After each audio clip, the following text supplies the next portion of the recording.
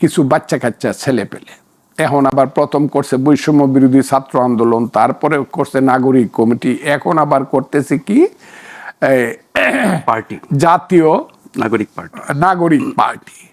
সাংঘাতিক কাজ করে ফেলছে। 5ই আগস্টে এক মাসেই আল্লাহর ফেরেস্তা হয়ে গেছে এরা সব। সমস্ত শক্তির অধিকারী, পিছনে আর ফিরে তাকায় না। যখন যা বলতেছে, মনে যা আসতেছে তা বলতেছে, মন যা চাচ্ছে তা করতেছে। এবং তাদের কথায় বার্তায় ওই ইলেকশন, হাসিনার ফাঁসি হওয়া পর্যন্ত যদি ইলেকশনের কথা মুখেই আনা যাবে না।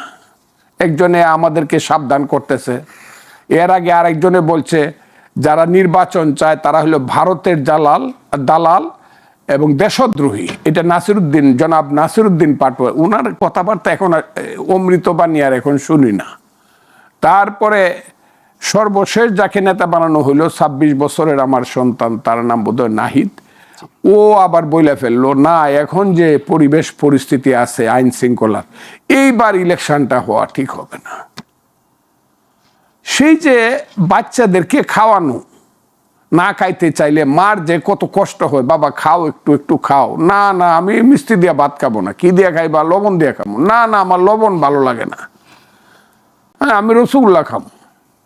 এই যে ছেলে পেলেদের আবদার, এই আবদার করে এই দেশটাকে এমন একটা জায়গাতে নিচ্ছে, নিশ্চয়ই তারা কিছু ভালো কাজ করছে 5ই আগস্টের আগে, এইটা আমি অস্বীকার করব না।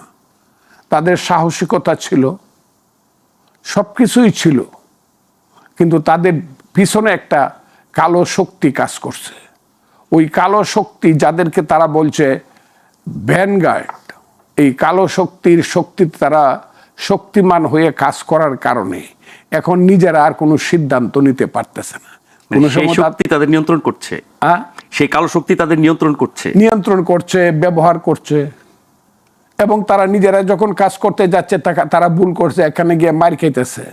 আমি তো ছাত্রলীগের প্রেসিডেন্ট ছিলাম, জেনারেল সেক্রেটারি ছিলাম, মুক্তিযোদ্ধা ছিলাম, আমার গায়ে একজনে হাত দেব জীবনে, এটা তো আমি কল্পনাই করি। এইগুলা তো হলো একদম ছোট মানুষের কাজ। একজন ছাত্রনেতার গায়ে একজন হাত দেব, মাহমুদুর রহমান মান্না, নূরে আলম সিদ্দিকী, হ্যাঁ মনিরুল হক চৌধুরী, শাহজাহান সিরাজ, আসমা, এদের গায়ে আব্দুল কুদ্দুস মাখন, ফজলুর রহমান, এইসব লোকের গায়ে, আকরাম হোসেন, এদের গায়ে হাত দিবে কেউ? তো চিন্তাই করে না। এত প্রত্যেকদিন মারামারি করে নিজেরা, এত বুঝেই না যে এটা একটা রাষ্ট্র এবং রাষ্ট্রে 18 কোটি মানুষ আছে, সব কিন্তু দেখতেছে। আগে কিন্তু খুব দেখতো না, কারণ আগে আজকের মতো ইলেকট্রনিক্স মিডিয়া বা পাবলিক মিডিয়া ছিল না। এখন তো সবকিছু টিপ দিলেই আমেরিকা থেকে দেখে ফেলে 1 সেকেন্ডে। কাজে এই অবস্থা দ্বারা এই ছেলেপেলেরা যা করতেছে, আমি জানি না এরা কোন দিকে দেশটাকে নিয়ে যেতে চায়। কিন্তু সবকে যদি বাঁচতে হয়, সবকিছুকে যদি বাঁচাইতে হয়, আমি শুধু ছেলেপেলেদেরকে তো বলবই, আমি ইউনূস সাহেবকে হাত জোর করে অনুরোধ করব, আপনি কিন্তু একজন মহান ব্যক্তি, আপনি নোবেল লরিয়েট, বাঙালি মুসলমানের ছেলে, আপনি আমাদেরকে গৌরবান্বিত করছেন।